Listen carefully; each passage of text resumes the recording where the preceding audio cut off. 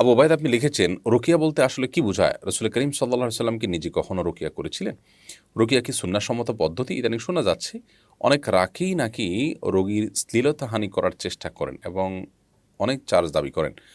পাশাপাশি কোনো রাকি জিন গায়েব জানে এমন ভ্রান্ত আকিদাও পোষণ করে থাকেন।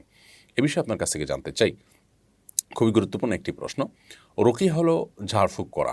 কোরআন এবং হাদিসের কোনো আয়াত, দোয়া এটি পাঠ করে পানিতে, খাবারে, কোনো কিছুতে ব্যক্তির উপর ফু দেওয়া, এটাকেই সাধারণত রুকিয়া বলা হয়। তো অথবা এই ফু দেওয়া ছাড়াও শুধুমাত্র তেলাওয়াত শোনা, এটাও এক ধরনের রুকিয়া। মানে এক কথায় কোরআন এবং হাদিসের আয়াত এটি তেলাওয়াতের মাধ্যমে চিকিৎসা গ্রহণ করা।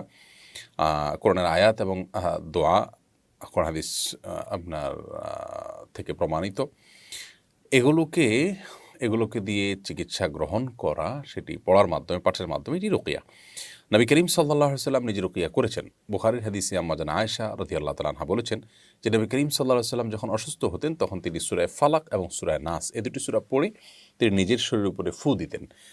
ফু দিয়ে নিজের শরীরটা তিনি মুছে নিতেন। আর তিনি খুব বেশি অসুস্থ হয়ে গেলে, অর্থাৎ এতটুকু কাজ করতে না পারলে, তখন আমি এই কাজটি তাকে করে দিতাম। তো এই রোকেয়া নবী করিম সাল্লাল্লাহু আলাইহি ওয়াসাল্লামের এই হাদিসের আলোকে বোঝা গেল তিনি করতেন।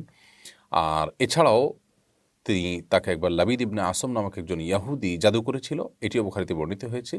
তার জাদু থেকে রক্ষার জন্য আল্লাহ রাব্বুল আলামিন দুজন ফেরেশতাকে পাঠিয়েছেন, যারা নবী করিম সাল্লাল্লাহু আলাইহি ওয়াসাল্লামকে ঘুমের মধ্যে এই সূরা ইখলাস, সূরা ফালাক, সূরা নাস শিক্ষা দিলেন জাদু থেকে বাঁচার জন্য। অর্থাৎ এই সূরাগুলো পাঠ করে তিনি জাদু থেকে বাঁচার চেষ্টা করেছেন।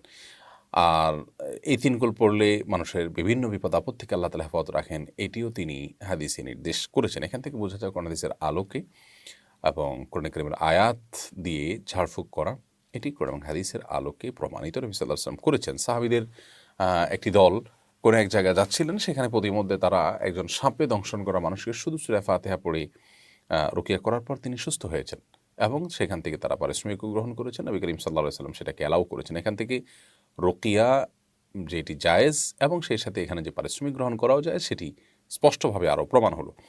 এখন কথা হলো, পারিশ্রমিক নেওয়া জায়েজ দেখে কি আমরা একটু রুকিয়া করে লক্ষ লক্ষ টাকা দাবি করব কিনা? উত্তর হলো না।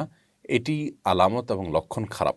যদি কোনো রাকি লক্ষ লক্ষ টাকা দাবি করে, তাহলে সেক্ষেত্রে সে বিভিন্ন কুফুরির আশ্রয় এবং জাদুকরের আশ্রয় কিংবা দুষ্ট জিন বা শয়তানের আশ্রয় নিচ্ছেন কিনা, এটি একটা দেখার মতো বিষয়। কারণ সেখানে অনেক কিছু লাগে। তারা বলে যে কালো ছাগল লাগে, অমুকটা লাগে, তমুকটা লাগে, কালো মোরগ লাগে, হ্যাঁ, তারপরে যে মৃত ব্যক্তির হাড়গোড় লাগে, নাউজুবিল্লাহ। এরকম আরও অনেকগুলো কাজ করে, যে কাজগুলো মূলত জাদুঘর এবং আপনার ব্ল্যাক ম্যাজিশিয়ান যারা, তাদের কাজ। অতএব এরকম যদি রাকি হয়, সে রাকি অবশ্যই তাকে পরিত্যাগ করতে হবে। আসলে যেহেতু রুকিয়ার কাজটা অনেকটা গায়েব এর জগৎ নিয়ে কাজ করা, এখানে জিন দেখা যায় না, তার বিরুদ্ধে অ্যাকশন নেওয়া হয়।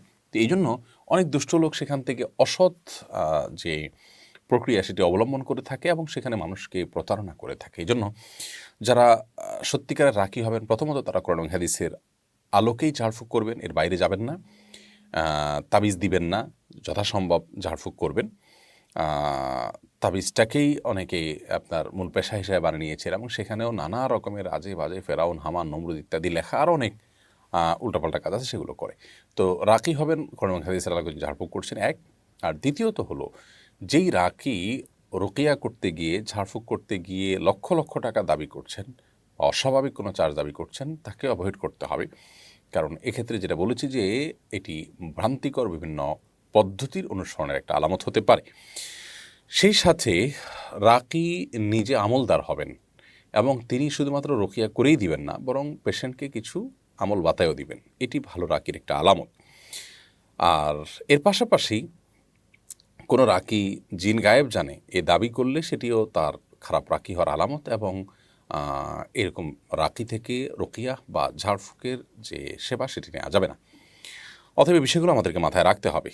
কোনো রাকি রোগীর শ্লীলতাহানি করে কোনো নারীর চিকিৎসা করতে গিয়ে এরকম পরিবেশ তৈরি হয় তখনই, যখন রোগী এবং রাকি উভয়ে ভুল পদ্ধতি অবলম্বন করেন। আর সে ভুলটা হলো যে কোনো মেয়ের রোগীর চিকিৎসা করতে হলে সেখানে একাকী রাকি এবং রোগী থাকবেন না, বরং নবী করিম সাল্লাল্লাহু আলাইহি ওয়াসাল্লাম বলেছেন, লা ইয়াখলুওয়ান্না রাজুলুন বিইমরাতিন, একজন পুরুষ শুধুমাত্র একজন নারীর সাথে একাকী নির্জনে কোথাও সময় কাটাবে না।